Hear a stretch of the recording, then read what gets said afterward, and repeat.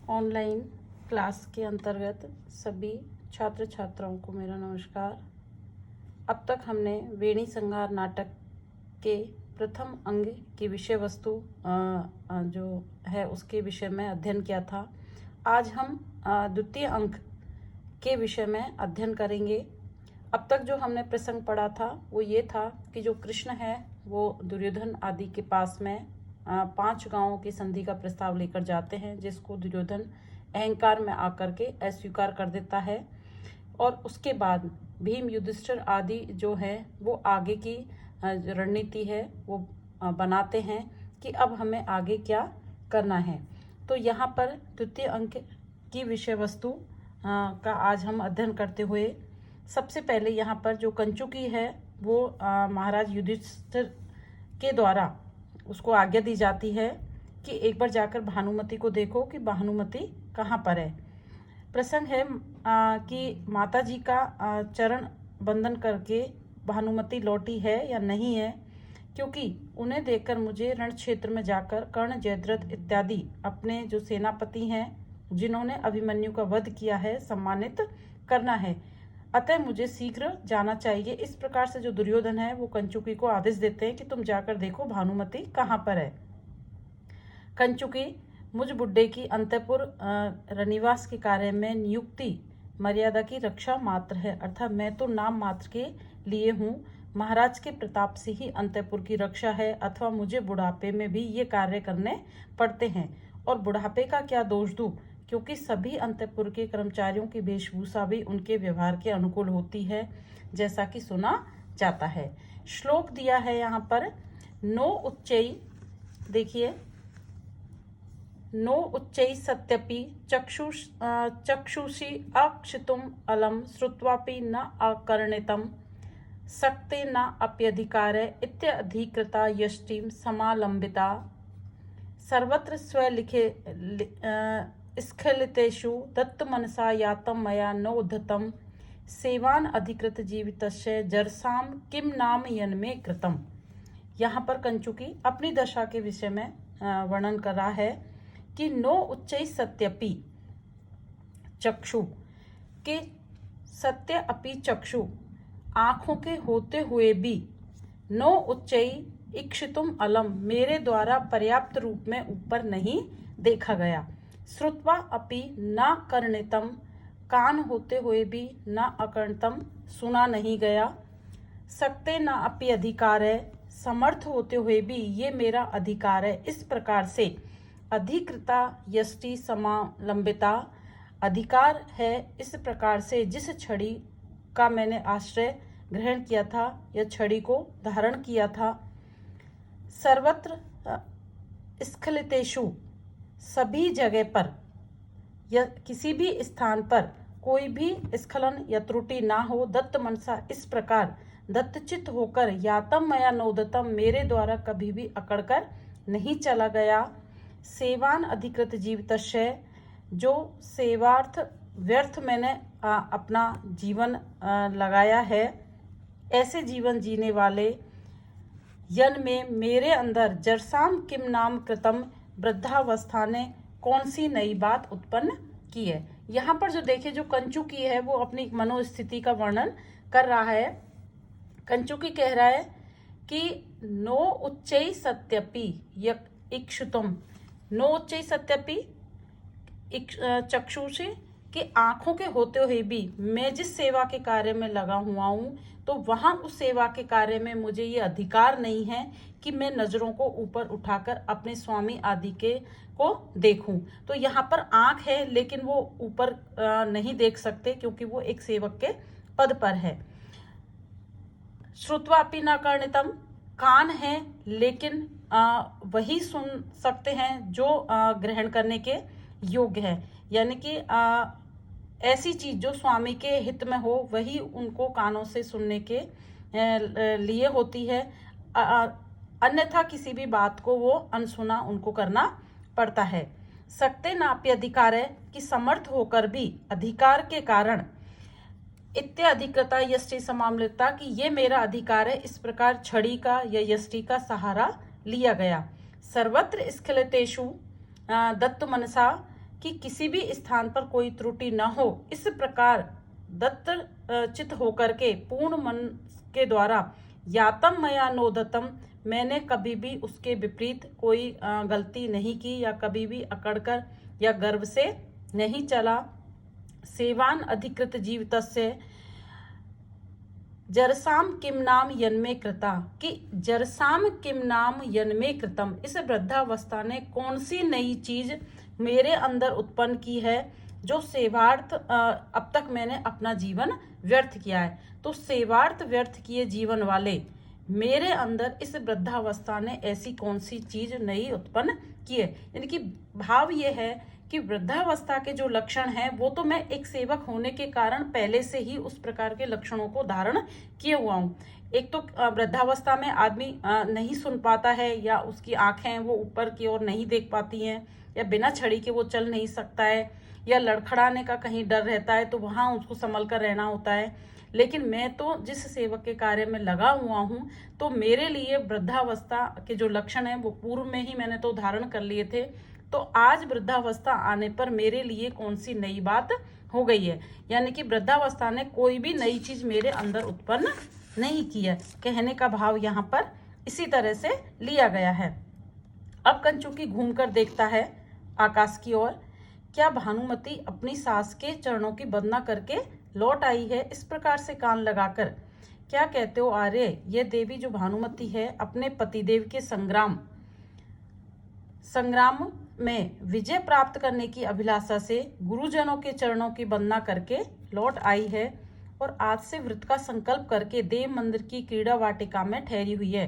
अतः कल्याणी, आओ अपने कार्य में लग जाओ, तब तक मैं भी यहाँ वाटिकास्थ महारानी की सूचना महाराज को देता हूँ। घूमकर, धन्य पतिव्रत परायणे, धन्य आप स्त्री होकर भी अच्छी हैं महाराज। नहीं, क्योंकि पांडव इनके शत्रु, पांडव सिर पर खड़े हैं, चाहे वो प्रबल हो चाहे निर्बल, है तो शत्रु।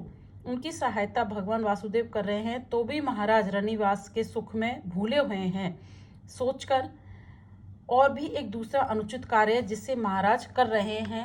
क्योंकि इस प्रकार से जो कंचुकी है वो मनी मन वहाँ पर विचार करता है, और जो रानी भानुमति है उसको ढूंढता है। आगे श्लोक है,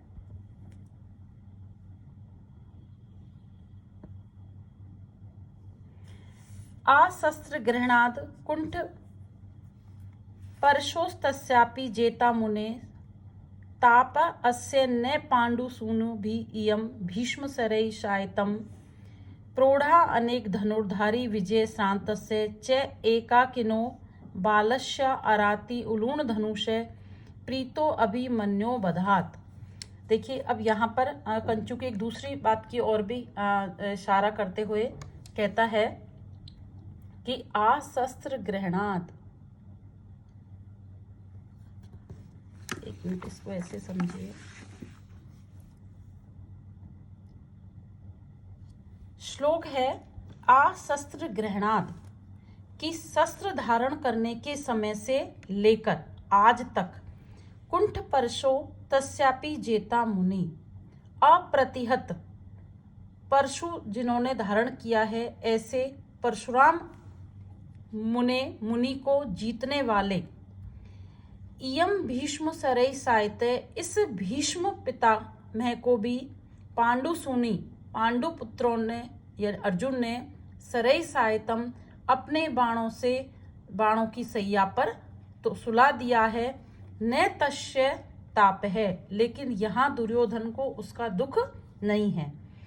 आशस्त्र ग्रहणाद अकुंठ परशो तस्यापि जेता मुनि, शस्त्र ग्रहण करने से लेकर आज तक परशुराम जैसे मुनि को भी जिन्होंने जीत लिया है, ऐसे भीष्म पितामह को आज पांडु पुत्रों ने बाणों की सैया पर सुला दिया है।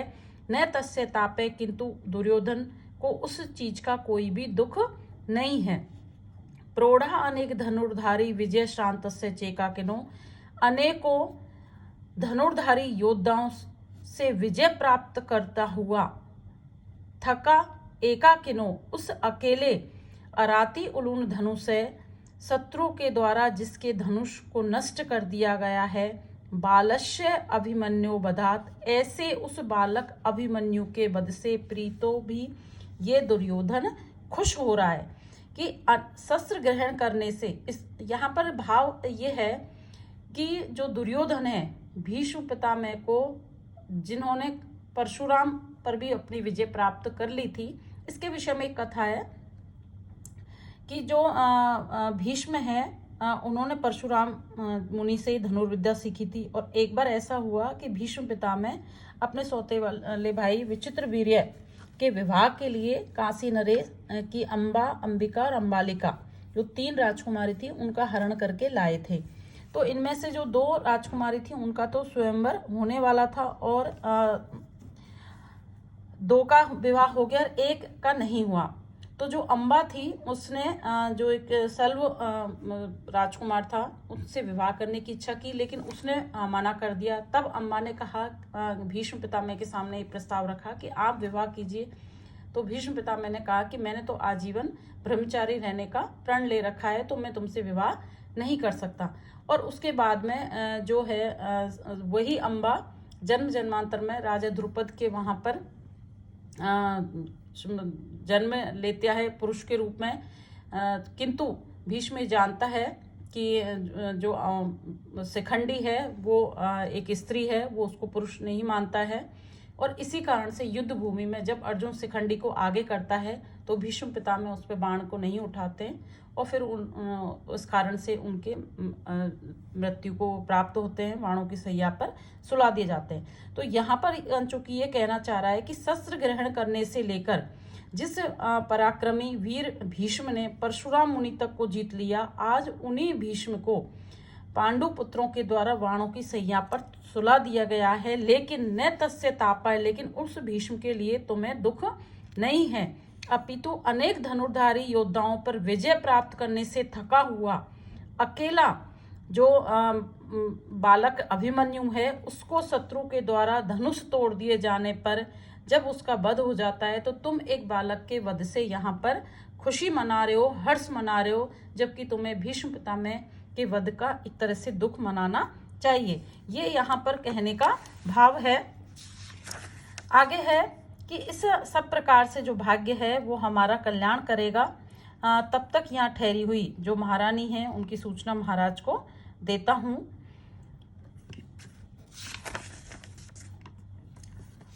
तब प्रवेश करते हैं दुर्योधन। कंचुकी आसन पर बैठी हुई महारानी भानुमति सखी और उनकी जो दासी है वो प्रवेश करती हैं। सखी कि हे सखी भानुमति, क्या कारण है कि तुम अभिमानी जो राजा दुर्योधन है उनकी स्त्री होकर भी केवल स्वप्न देखने से धैर्यच्युत होकर अत्यंत संतप्त हो रही हो। चेटी महारानी सुवदना ठीक कह रही है, सोता हुआ व्यक्ति क्या क्या नहीं बक जाता है। भानुमति सखी बात ऐसी है, किंतु यह स्वप्न मुझे अत्यंत अमंगल सूचक प्रतीत हो रहा है। यहाँ पर जो भानुमति और उसकी सखी है उनका आपस में वार्तालाप चल रहा है, जिसमें भानुमति एक स्वप्न देखती हैं और उस स्वप्न को बड़ा ही अमंगलकारी बताती हैं। तो उसकी सखी कहती हैं कि जब इस तरह के स्वप्न आते हैं तो हमें धर्म कथा और देवताओं के नाम का कीर्तन आदि करना चाहिए, तो उससे जो अमंगल है वो दूर हो जाता है। महारानी ऐसा सुना जाता है कि अशुभ सूचक जो स्वप्न है वो देवताओं की स्तुति करने से शुभ फलदायक हो जाते हैं, तो यहाँ पर आपको भी देवताओं की स्तुति करनी चाहिए। भानुमति थोड़ी देर ठहरो, जब तक मैं सब स्मरण कर लेती हूँ। इस प्रकार वो सोचने का नाटक करती है। तभी दुर्योधन और कंचुकी प्रवेश करते हैं। दुर्योधन कहता है कि किसी ने ये ठीक ही कहा है। प्रवेश करके दुर्योधन कहते हैं कि किसी ने ये ठीक ही कहा है। अब श्लोक है, गुप्त्या साक्षात महान अल्प स्वयं अन्येन वा कृतः करोति महतीम प्रीति अपकारो अपकारिणाम। क्या कह रहे हैं यहाँ पर दुर्योधन? गुप्त्या साक्षात कि गुप्त रूप में अथवा साक्षात रूप में, महान रूप में या छोटे उसमें, स्वयं अन्येन वा स्वयं के द्वारा किया हुआ अथवा किसी दूसरे के द्वारा किया गया। अपकारिणाम अपकारो शत्रु का जो अपकार है, तिरस्कार है, वो महती प्रीतिम करोति अत्यधिक आनंद या प्रसन्नता को प्रदान करता है। कि शत्रु का अपकार जो है अपकारिणाम अपकारो, शत्रु का अपकार चाहे गुप्त रूप में किया जाए या साक्षात रूप में किया जाए, महान रूप में किया जाए या अल्प रूप में किया जाए, स्वयं के द्वारा किया जाए या किसी अन्य के द्वारा, किंतु शत्रु का यदि किसी भी तरीके से अपकार होता है तो वो अत्यधिक ही प्रसन्नता या आनंद को प्रदान करने वाला होता है। इस प्रकार से यहाँ पर जो दुर्योधन है वो प्रवेश करके बोलते हैं, जिसलिए आज द्रोण, कर्ण और जयद्रथ आदि के द्वारा मारे गए अभिमन्यु के विषय में सुनकर मेरे चित्त ने सांस सी ली है। कि यहाँ पर दुर्योधन बताते हैं कि अभिमन्यु के का जो वध है उससे सुनकर मुझे थोड़ी प्रसन्नता का अनुभव हो रहा है। कंचुकी कहता है कि महाराज, आचार्य के शस्त्रों के प्रभाव के लिए या कर्ण और जयद्रथ के लिए ये कोई कठिन काम नहीं है, इसमें प्रशंसा की क्या बात है। राजा कहते हैं, विनयंधर तुम क्या कहते हो कि कटे धनुष वाले एक बालक को बहुतों ने मिलकर मारा, अतएव इसमें कुरुश्रेष्ठों की क्या प्रशंसा की जाए। मूर्ख देखो। अब यहाँ पर कहते हैं कि एक अकेले बालक को बहुत सारे धनुर्धारियों ने मिलकर मारा, तो इसमें कुरुवंश की कोई भी प्रशंसा का ऐसी कोई बात नहीं है। श्लोक है इसमें यहाँ पर, हते जरति गांगेयम पुरस्कृत शिखंडिनम या श्लाघा पांडुपुत्राणाम सैव एव अस्माकं भविष्यति। कि शिखंडिनम पुरस्कृत, शिखंडी को आगे करके, जरति गांगेयम वृद्ध गंगापुत्र भीष्म का हते का जो मारा गया था, या श्लाघा पांडुपुत्रा, यहाँ पर जो प्रशंसा पांडुपुत्रों की हुई, सैव अस्माकं भविष्यति, वो ही प्रशंसा हमारी होगी। यहाँ दुर्योधन के कहने का तात्पर्य है कि जब शिखंडी को आगे करके वृद्ध भीष्म पिता को, गंगापुत्र भीष्म को मार करके यदि पांडव प्रशंसा के पात्र हो सकते हैं, तो अभिमन्यु को मारकर हमारी प्रशंसा क्यों नहीं हो सकती, या हम प्रशंसा के पात्र क्यों नहीं हो सकते। तो यहाँ पर वो अभिमन्यु को घेर कर अकेले मारे जाने को उसी प्रकार से अनुचित बतलाता है जिस प्रकार शिखंडी को आगे करके भीष्म को मारा जाता है। आगे है कंचुकी लज्जा के साथ में, महाराज ये मेरा मंतव्य नहीं था, परंतु आपके पराक्रम की विफलता हम लोगों के द्वारा पहले कभी नहीं देखी गई थी, इसी कारण से मैंने ऐसा कहा है। श्लोक है,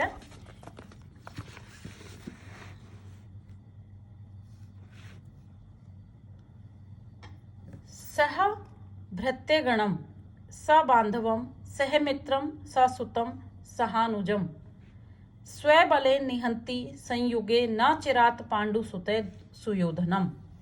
क्या कह रहे हैं राजा, यह ऐसा ही है। स भृत्यगण, अपने भृत्यों के साथ, सेवकों के साथ, स बांधव है, अपने जो बंधु बांधव हैं उनके साथ, सह मित्र है, मित्रों के सहित, ससुतम पुत्रों के साथ, सहानुजम और अनुजों के साथ, पांडु सुत जो पांडु पुत्र हैं, सुयोधन को चिरात शीघ्र ही संयुगे युद्ध भूमि में स्वबले निहंती, अपने बल से मार देगा। अब यहाँ पर देखिए क्या कहे कि सभृत्यगण सबांधव, अपने जो सेवक वर्ग हैं उनके साथ, सबांधव है बांधवों के साथ, मित्रों के साथ और पुत्रों के साथ, सहानुजम तथा अनुजों के सहित, सुयोधन जो दुर्योधन है उसको पांडुसुत चिरात, पांडुपुत्र शीघ्र ही युद्ध भूमि में अपने पराक्रम से मार देगा। इस प्रकार से यहाँ पर कहते हैं, कंचुकी कानों को बंद करके भय के साथ, अरे पाप शांत हो, अमंगल का नाश हो, ये तुम क्या कह रहे हैं कि तुम उल्टा कह रहे हैं। कहना ये चाहिए, सभृत्यगण सबांधव समित्र ससुतम सानुजम, कि अपने भाइयों के साथ, अपने बांधवों के साथ, अपने मित्रों के साथ, अपने पुत्रों के साथ तथा अपने अनुजों के साथ जो दुर्योधन है वो शीघ्र ही पांडु पुत्रों को पराक्रम से युद्ध में मार देगा। इस प्रकार से दोनों घूम जाते हैं और महाराज से कहते हैं कि महाराज ने तो इसका उल्टा ही कह दिया। राजा विनयंदर, आज भानुमति पूर्वतः मुझसे कहे बिना ही वासगृह से प्रातःकाल चली गई थी, उससे मेरा जो मन है वो चट गया है, अतः वह स्थान बताओ जहाँ भानुमति हो। कंचुकी इधर से, महाराज इधर से। यहाँ पर जो दुर्योधन है वो अपनी बात बताते हैं कि जो भानुमति है आज वो सुबह उसको बिना बताए निकल गई थी, इस कारण से जो मेरा मन है विचलित है और इसी कारण से ये जो बात है वो उल्टी मेरे मुख से निकल गई है कि दुर्योधन अपने बांधव आदि के साथ मारा जाएगा, जबकि सही तो ये है कि आज दुर्योधन पांडु पुत्रों को उनके भाई पुत्र बंधु बांधव आदि के साथ युद्ध भूमि में मार देगा। इस प्रकार से यहाँ द्वितीय अंक में जो भानुमति, कंचुकी और जो दुर्योधन है उनका परस्पर वार्तालाप चल रहा है। आगे के वीडियो में है हम इसके आगे के विषय की जानकारी प्राप्त करेंगे। धन्यवाद।